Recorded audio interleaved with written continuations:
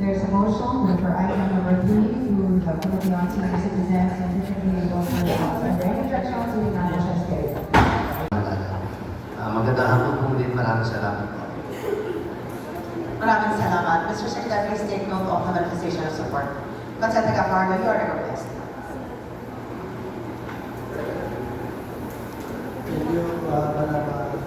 Isang ito ko sa lahat. Nais ko lang yung mga usugan sa kota, solusyonan ko dahil bukod po dito, isa po ako sa tulungan ng Iglesia ni Cristo at nakikita ko rin po kung gaano ka-organisado at samahan ito. Kaya isa po ako sa masugid na talagang susuporta rin. Maraming salamat.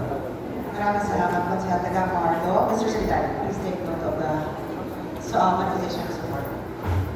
Consent Geneva, you are recognized. Madam Chair, Councilor Jun. School youth ng mga kapatid natin yung Steve ng mga kailangan dito sa social media.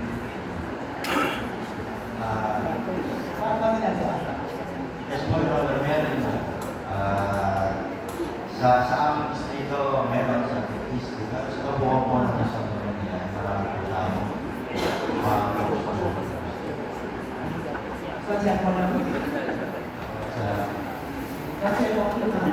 Kasama ulit organizing po. Kasi your identity as a person is very important. It's like not just religion. Kumbaga, parang culture din nila ito is Muslim. And kung hindi mo and then if you can't look back, how can you go forward, diba? And it's not just that yung after school youth na hindi pumapunta sa school, lalo na sa mga teenagers, hindi natin alam kung anong ginagawa nila sa labas.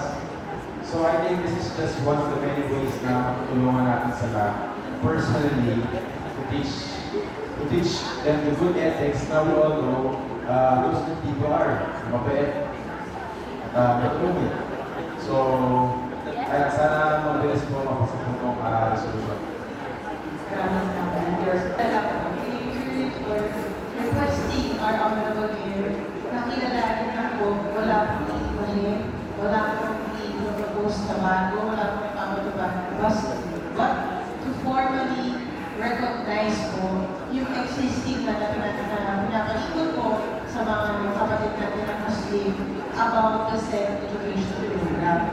So it is really a recognition or yan nga po, pagkikilala lang po dahil po existing na po siya, wala po as far as concerned. So it's a clarificatory question at the same time, para din po wala po ambiguity sa pagpos na itong draft resolution na to. So pagkaka-proceed po, tama po para pag-remark na ito naman po informal regulation of the Madrasa Education Program. Kilala lang po ni Mayor Escomore. Yun lang po. Thank you. The tenor of the discussion was medyo putting the alternative learning system that we have implemented today in a not really negative light, but papunta na po yun. So I just like to put it on record naman po na the alternative learning system that we currently have implemented is available for everyone. So people around everyone, regardless of your age, your race, your ethnicity, or your gender, is available for you. I think another step that we could take alongside the Madrasa education program is to strengthen the current alternative learning system that we have in our as of this moment. Yun lang po, just for that. Salamat.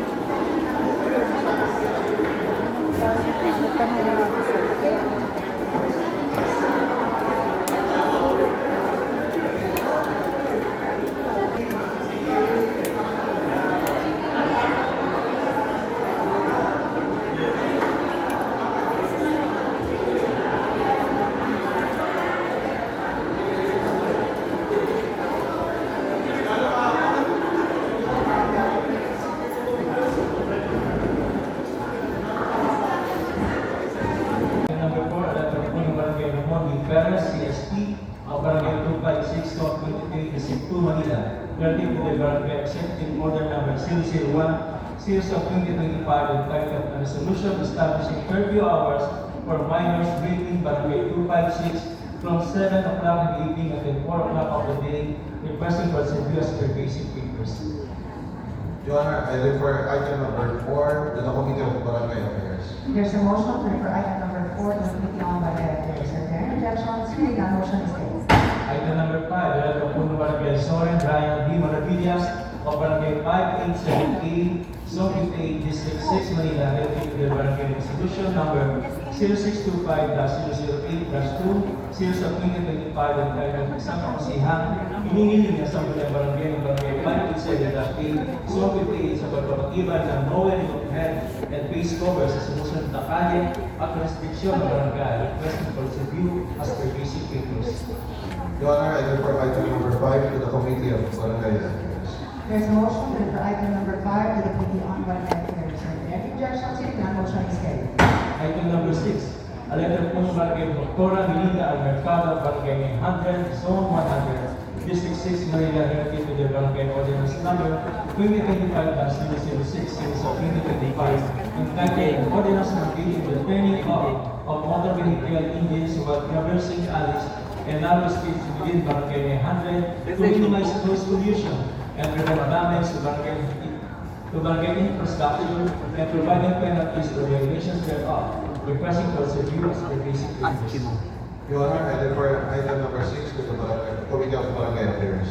There's a motion to refer item number 6 to the Committee on Barangay Affairs. Are there any objections? Hearing none, motion is carried. Item number 7, the letter po ng Barangay Rogelio B. Hamito of Barangay 626, Zone 63, District 6, Manila, relative to the Barangay Ordinance number 02, series of 2025, entitled An Ordinance Allowing One-Side Parking along Manila Street, M. Arroyo Street, and Jose Abarsanta Street of Barangay 626, Zone 63, District 6, City of Manila, requesting for review as per basic papers.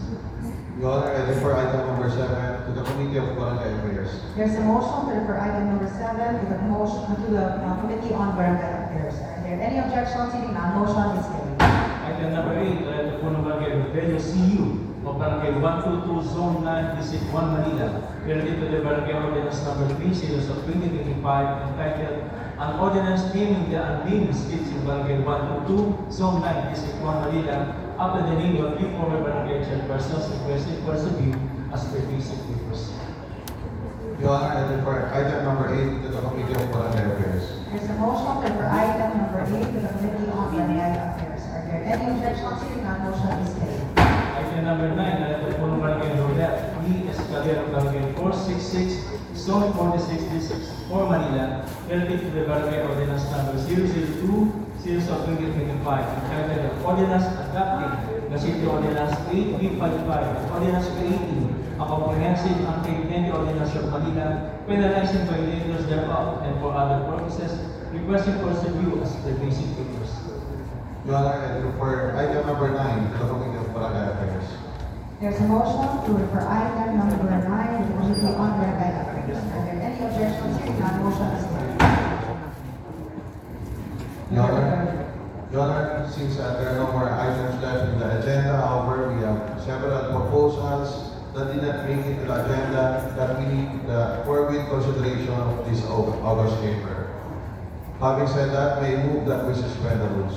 There's a motion to suspend the rules. Are there any objections? Hearing none, motion is carried. Rules are now suspended. Yes, Your Honor,